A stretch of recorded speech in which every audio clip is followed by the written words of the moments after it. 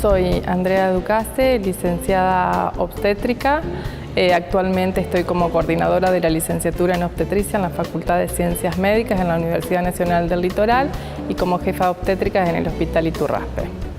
Mi nombre es Silvina García Conto, trabajo en la Secretaría de Derechos Humanos de la Nación, en el área de protección de los derechos humanos en el embarazo, parto y nacimiento.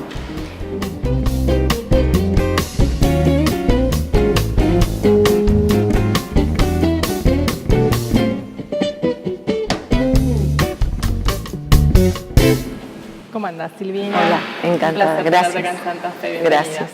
Te quería preguntar, a ver, ¿por qué es necesario una ley de parto respetado, de parto humanizado o el título que querramos ponerle y a partir de cuándo está vigente? La ley está vigente desde 2004 y la verdad es que parece medio una locura pensar en una ley de parto respetado. Esa ley surge porque empezaron a haber unas situaciones muy claras de violación a derechos muy básicos y esenciales. La ley empezó su camino en el 2004 y se reglamentó en el 2015. Y en todo ese periodo, desde el 2004, a partir de su publicación en el Boletín Oficial, es una ley vigente que habla de todos los derechos que tienen la mamá, el bebé y el entorno familiar en el momento del embarazo, del parto y del nacimiento. De que la idea es que la ley deje de existir en algún momento porque no porque sería, comenzamos a hacer las cosas claro, bien. porque no debiera ser necesario decir en una ley que una mamá tiene que estar acompañada de alguien durante todo el proceso, que tienen que informarla sobre las cosas que le están haciendo. Cuando hablamos de procesos, ¿hablamos específicamente solo del nacimiento o todo lo previo y lo posterior también? Todo lo previo, porque se considera que a partir de que una mujer hace el primer control, digamos, en el sistema de salud, sea cual sea, a partir de ese momento del embarazo que se certifica la existencia de un embarazo, todos esos controles y toda esa situación que ya empieza a tener de vínculo con su partera o con su obstetra, está bajo el resguardo de la ley. Es decir, había como tres grandes partes, una que sería el embarazo, otra que sería el momento del parto, que es cuando nace el bebé, y todo lo posterior que sería el posparto. Entonces, en esas tres etapas, toda la ley habla y vincula todos estos derechos, ¿no? Cuando hablamos de parto específicamente no hacemos referencia a una vía de finalización, sea parto vaginal o parto por cesárea. Claro, cuando hablamos de parto hablamos de nacimiento de un bebé, que puede ser por vía baja, por un parto fisiológico o por una cesárea. Sea cual sea la vía de parto, los derechos tienen que cumplirse igual. Cuando un bebito recién nace tiene que estar a UPA de su mamá. Si es una cesárea, igual, si el bebé no requiere ninguna situación puntual de asistencia, y tiene que estar UPA de su mamá, por supuesto también en un piel parto. a piel, que es lo que hablamos, ese COPAP. En ese contacto tal cual, piel a piel, que es inmediato, que es absolutamente directo, es decir, no tiene que interferirlo nada, no hay que cambiarlo, no hay que ponerle nada, solo el latido del corazón de su mamá, solo la mirada de su mamá, y eso abre las puertas para una lactancia diferente, para un comienzo de vida diferente, sí. en este nacimiento, sí. Para ambos, para la mujer que es su primera experiencia o su única experiencia, sí. Que es irrepetible y que tal vez para nosotros como personal de salud tenemos ciertas actividades ya mecanizadas, porque uno habla de las situaciones postergables al momento del nacimiento, en lo que hacemos referencia a lo que es peso, talla, perímetro cefálico, las gotas en los ojitos del bebé, todas esas situaciones, las vacunas que se le ponen al bebé inmediatamente después del nacimiento. Todas esas son situaciones postergables. Totalmente. Para que la mamá pueda disfrutar de este contacto piel a piel, de este vínculo precoz con su bebé, de esta hora de oro, y después, a posteriori, hacer todos los controles necesarios, siempre que el recién nacido esté vigoroso, sea de término, por supuesto. Condiciones óptimas. Y esto que decís de lo trasladable es importantísimo porque es solo un cambio de tiempos adentro del sistema, porque si se cambiaran los tiempos y empezaran a pensar que ese bebé tiene que quedarse con la mamá mientras todo el sistema hace otra cosa, está bueno que ese bebé se quede ahí y el sistema que haga otra cosa, y cuando retoma ese vínculo con ese bebé, después de pasadas muchas horas, como mínimo una, pero la verdad es que sería muy bueno para todos que el bebé se quede con su mamá hasta que pasen muchas horas y ahí puedan ser medidos, pesados, no va a cambiar nada. Por eso también la importancia del acompañamiento de una persona en este proceso para que también facilite estas acciones de vínculo con la mamá y el bebé y bueno, y su vínculo familiar más cercano. Totalmente, porque ahí las parejas o las personas que decían estar con esa mamá hacen como de barrera con el entorno. Es decir, es importante que nadie los venga a visitar en ese momento, que las visitas puedan estar en otro momento, que esa mamá pueda tener ese espacio de soledad con su hijo y con la persona, por supuesto, que ella considere, pero sí resguardar ese lugar, ¿no? ¿Vos considerás que las mujeres, las familias, los usuarios del sistema de salud y el personal de salud, hablo de todo el personal de salud, conoce esta ley de parto respetado, o sea, más que nada los contenidos? Mira, yo me sorprendo porque a veces cuando pregunto si la leyeron, yo doy por sentado que todo el mundo la lee o que la leyó en algún momento. Y la verdad es que no la leen, pero me parece que hay también una sensación de que la ley es algo lejano, que la ley no es para que la leamos nosotros, sino que es para los abogados. Y esto también hay que desmistificar, ¿no? La ley es para que la lean todos, y más una ley en la que te involucra directamente. Tenemos que tener una manera de acercarnos a la ley sin temor, que sea un lenguaje sencillo. Es una ley que está escrita en lenguaje absolutamente sencillo, igual que la reglamentación, entonces no hay ninguna dificultad en la comprensión. Es una ley que tiene que ser leída. Yo recomiendo y pido que se lea, tal vez que se lea, bueno, estamos en la Facultad de Derecho, así que ellos van a saber mucho, pero que se lea el artículo junto con la reglamentación para que sea más fácil, pero tal vez a los miembros del equipo de salud les es más difícil. Entonces esta manera de acercarse a la ley sabiendo que hay que cumplirla, que no es lo puedo hacer o no, que hay que cumplirla. O sea, los puntos que plantean la ley son básicos, esperar este transcurso, esta evolución fisiológica, natural de ese trabajo de parto, respetar los tiempos, darle libertad de acción, de movimiento a esta mujer, asesorarla correctamente. Son básicos totales y también por eso decimos esto de que ojalá no necesitemos más de la ley, porque son cosas muy sencillas que sistemáticamente se fueron desoyendo, por eso tuvimos que escribir y plasmar una ley que diga, bueno, hasta acá con esto, ¿no? Sí, que solo requiere de tiempos, de tiempos del profesional para poder explicar, para poder asesorar, para poder llegar a un consenso con esta mujer, para lo cual muchas veces ellas te vienen con un plan de parto, que son puntos que ellos consideran que se deben de cumplir en este nacimiento. ¿Qué pasa cuando una mujer presenta un plan de parto en una institución? ¿Cómo debe de proceder? ¿Qué validez tiene legal? Mira, el plan de parto es una manifestación que la mamá firma y que dice que tiene que ser acordada con el equipo de salud. Eso nosotros recomendamos que no sea una situación unilateral, sino que sea un encuentro de las dos partes volcando de común acuerdo lo que necesitan en un escrito. A veces las cosas no se pueden cumplir, pero sí está bueno manifestar y decir cuáles son las cosas que no quieren, ¿no? Es decir, hay algunas prácticas de rutina que la mamá puede decidir no querer y no hacer, siempre que por supuesto no fuera necesario. Entonces esas cosas, el no tiene que estar claro, esto no. Eso es muy sano para las dos partes. La forma es cualquiera, no es que hay una forma legal que tiene que tener una manera, la forma es cualquiera, es simplemente una manifestación, y a veces el equipo de salud reacciona de manera, digamos, no amorosa, porque siente que de alguna manera le están como diciendo qué es lo que tiene que hacer en ese momento. Pero si lo miramos de otro lugar, es una manifestación frente a la cantidad de violaciones que ha habido en los últimos años y que sigue habiendo. Entonces las partes manifiestan de alguna manera qué es lo que no quieren que pase, ¿no? No es una puesta de límites. Exacto. ¿Y con cuánto tiempo de antelación uno debería de elaborar esté escrito y presentarlo ante quién? Mira, lo ideal es que esto se elabore durante el embarazo, en los espacios tal vez de los encuentros de preparto o en los encuentros de preparación integral, en los que la mamá puede pensar, puede hablar con su pareja, puede hablar y puede armar y argumentar algo se tiene tranquilo. Otro tiempo, otro diálogo. Y hablarlo con la partera o con su obstetra, es decir, hay otro tiempo para escribir eso. Se tiene que presentar primero en la obstetra y después en las autoridades del hospital. Siempre, por supuesto, se tienen que quedar con una copia. Y nada más, no hay mucho más que eso desde lo legal o lo formal, ¿no?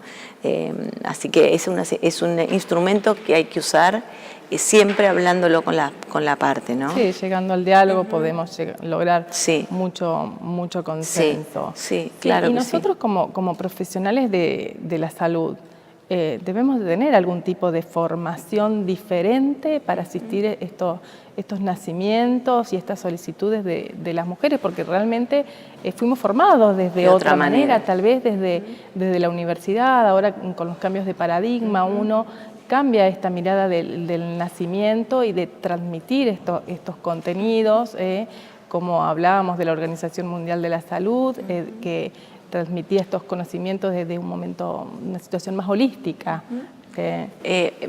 Requiere, es una mirada, si querés, muy atávica y muy primordial del embarazo y el parto, pero sí es novedosa para un momento histórico como el nuestro, en el que está todo tan mecanizado y tan involucrado y metido con la técnica médica. Así que sí que requiere una nueva mirada, si querés, más humana, donde los derechos humanos cumplan un lugar fundamental adentro de la medicina, es decir, los derechos humanos, digo, como la manera de respetar los derechos más esenciales de las personas, que tiene que ver con la intimidad. La intimidad es uno de los derechos más importantes, que a veces se viola en forma constante a una mamá y a su entorno. Que mucho lo vemos desde las redes sociales también, que se publican fotos de nacimientos, de cesáreas, de recepciones, de bebés, que realmente es una violación tremenda. Totalmente. El derecho a la intimidad es un gran tema en derecho, en la justicia, porque hay pocos fallos y hay pocas situaciones, pero es un tema que, como no tiene mucho registro de juicio, es muy difícil rastrearle el camino, pero es un tema porque las violaciones en ese nivel, ya sean gráficas, ahora con los medios o con las redes sociales, es consuetudinario, es una cosa que sucede. Y hay que empezar a frenarlo, porque el derecho a la intimidad la mamá es un adulto, pero el niño es un menor. Entonces ahí entra todo un tema de los derechos de los menores. Así que es toda una temática.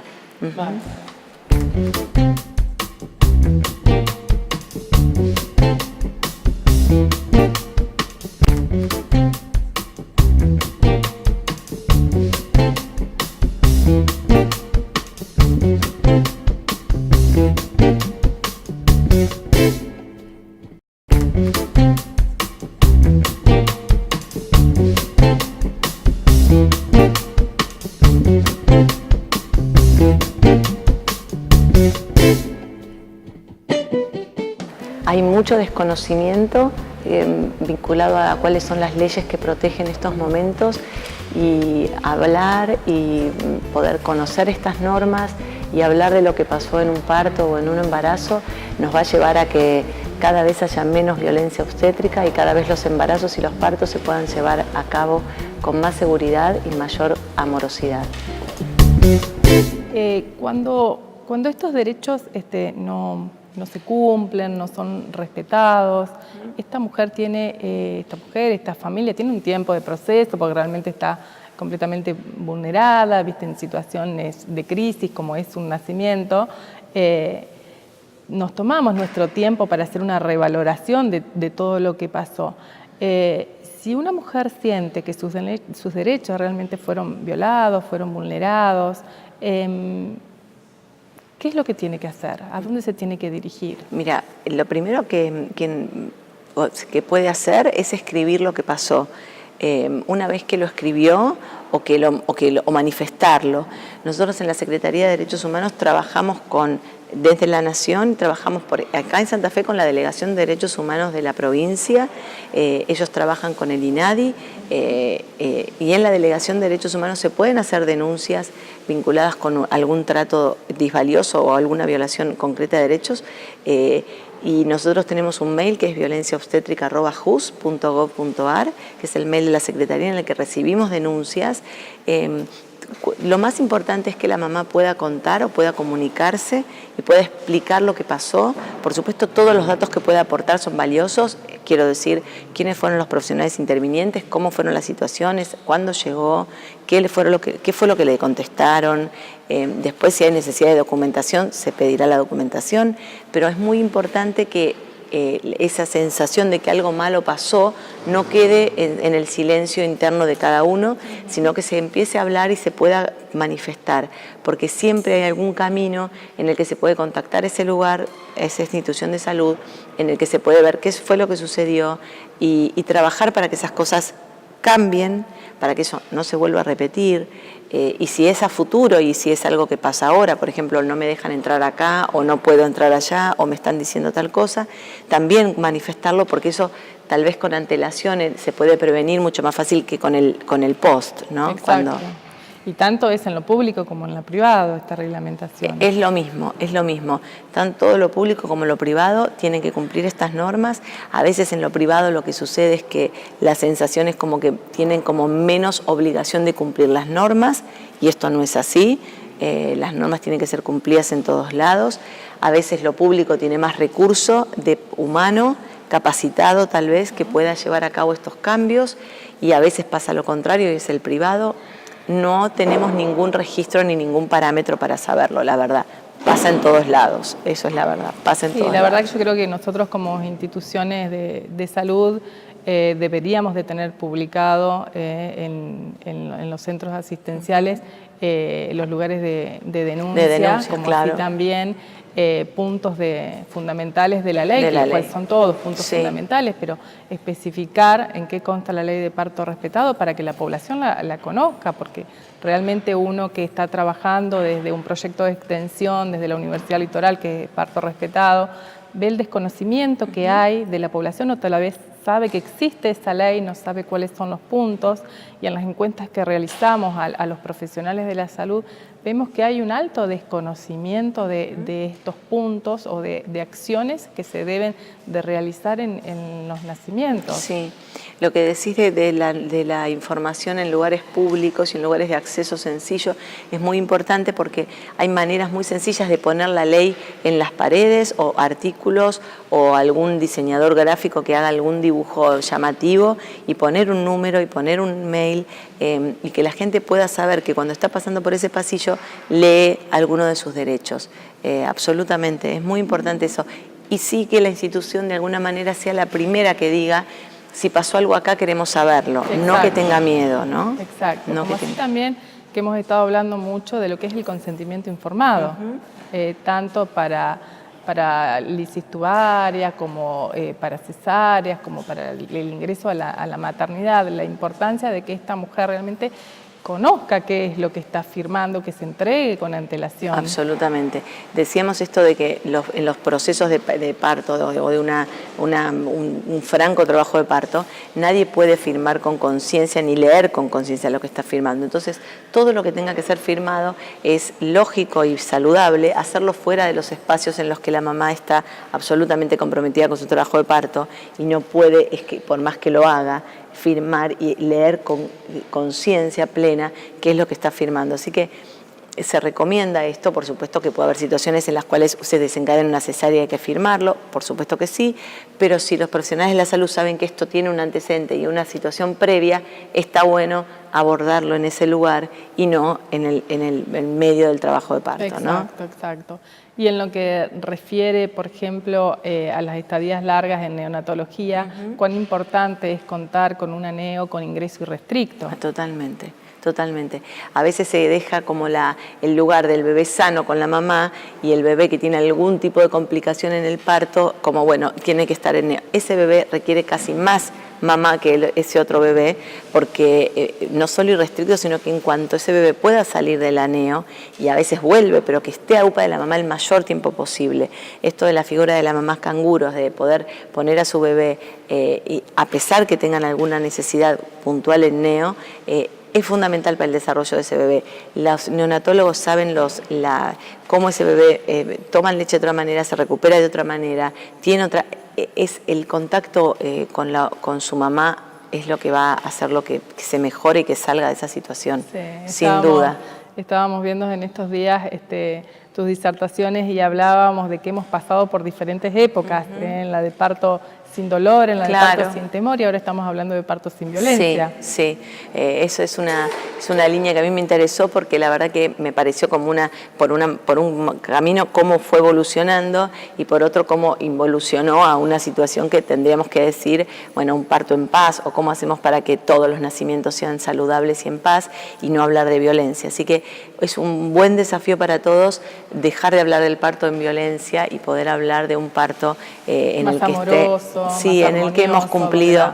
La bienvenida sea otra. En amor y en paz. Y depende también de nosotros, los profesionales de la salud, hablo de todo el todos, equipo, porque no todos. hablo específicamente del tocogineco, de la obstétrica, hablo de la enfermera, del personal de maestranza, del anestesiólogo, de la instrumentadora quirúrgica, o sea, todo el equipo que interviene en este proceso tiene que tratar de que esta bienvenida a este bebé sea de otra manera y que todos nos involucremos y aportemos recursos para que esta situación que está pasando la madre, para que este momento realmente sea con un buen recuerdo. Absolutamente. Viendo las instalaciones de diferentes hospitales, uno va viendo qué es lo que ofrece cada uno. Claro que sí, claro que sí. Tanto desde lo público como desde lo privado. Y las salas, que los partos se puedan llevar a cabo en salas especiales, pero no en un quirófano. Entonces ya esa situación cambia radicalmente, por eso todos los espacios en los que se sumen situaciones para el trabajo de parto particulares o situaciones que tengan que ver con la movilidad de la mamá, pelotas, cintas, lo que sea que facilite, todo eso va a llevar a un parto mucho más saludable y, por supuesto, afuera de un ámbito médico frío como puede ser un quirófano, ¿no? Sí, sí. Y también hablando de la ley, no es un punto menor el trabajar el duelo. Totalmente. Esto está apareciendo en los encuentros en muchos espacios en estos últimos meses. Es un tema que tenemos que trabajar. No hay ningún protocolo especial sobre qué hacer con esa mamá y con ese bebé. Las situaciones que hemos escuchado son desgarradoras y terribles y el sistema de salud tiene que darle una respuesta a esto. Hay que tratar a esa mamá y ese bebé de una determinada manera y tiene que haber un equipo atrás que sostenga esa situación y el equipo de salud tiene que estar preparado para que ese otro equipo entre.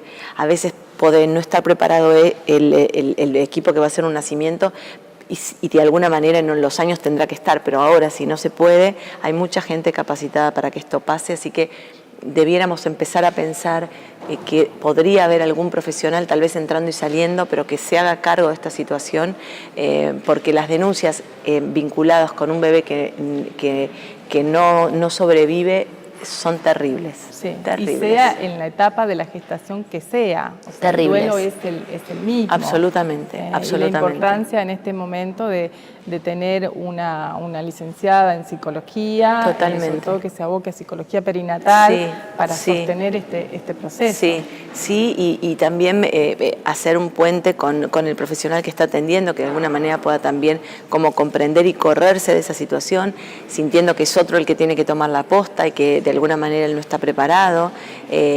Eso puede cambiar absolutamente el futuro de esa mujer y lo que sucedió con ese bebé y también un próximo embarazo. Entonces hay que trabajar en salud y previniendo, ¿no? Sí, porque la salud mental también es parte de este proceso tan fundamental. Totalmente. A veces nos olvidamos, ¿no?, que la Organización Mundial de la Salud define estas 3 esferas de lo psíquico, lo emocional y lo biológico con el equilibrio de la salud y hay que volver a eso, ¿no? Porque eso es la salud, de verdad la plenitud, no es solo lo físico y a veces la medicina tradicional piensa en lo físico y olvida las otras 2 esferas, así que qué importante que es lo que estás diciendo, porque realmente abarcar también no solo este periodo de duelo, sino el del posparto, o sea, después que la mamá tuvo este bebé, es un periodo de soledad y de vulnerabilidad total, sí, donde realmente nos sentimos muy solas las mujeres en este proceso, porque es como que todo está armado para este proceso previo al nacimiento y al nacimiento específicamente, y el puerperio, donde también necesitas grupos de apoyo, ya sea grupos de apoyo a la lactancia, grupos de apoyo a necesidades especiales. Yo recomiendo mucho que hay mucha gente y muchos espacios y muchos grupos y también en las maternidades públicas o privadas que las mujeres puedan sostener esos grupos de apoyo y los usen porque son muy buenos, porque es un lugar en el que encontrarse con otro en la misma sintonía es muy sanador para todos. Entonces hay que aprovechar esos espacios, sin duda. Sí, bueno, sí. La verdad que ha sido un placer gracias contar contigo, no te siento como abogada, claro, realmente es un piropo. una más del equipo de obstetricia, sí, del equipo perinatal. Para nosotros ha sido de mucha importancia que hayas venido a Santa Fe y bueno, y a seguir trabajando con los equipos de salud, que bueno, es lo que estamos comenzando a hacer contigo, y el asesoramiento recibido para nosotros es la verdad que muy halagador. Gracias, sí, es un placer, muchas gracias.